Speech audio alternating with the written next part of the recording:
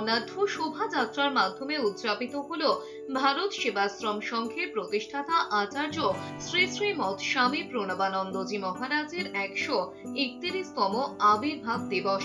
এই উপলক্ষে মনমোধপুর প্রণবানন্দ বিদ্যা মন্দির থেকে প্রণব মন্দির পর্যন্ত এক অভিনব ও তাৎপর্যপূর্ণ শোভাযাত্রার আয়োজন করা হয়, যেখানে 131 জন ছাত্রছাত্রী স্বামী প্রণবানন্দজি মহারাজের বেশে সজ্জিত হয়ে অংশ নেয়।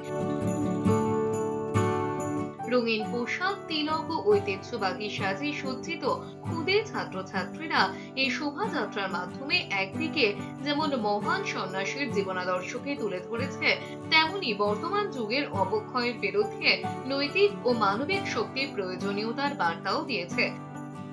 স্বামী প্রণবানন্দজি মহারাজের জীবনাদর্শন ও সেবামূলক আদর্শকে সামনে রেখে মনমোধপুরের এই আয়োজন শুধু এক স্মরণ উৎসব নয়, বরং ভবিষ্যৎ প্রজন্মের হৃদয়ে মানব সেবা ও আধ্যাত্মিকতার বীজ বপনের এক মহৎ প্রয়াস হিসেবে চিহ্নিত হয়ে থাকবে।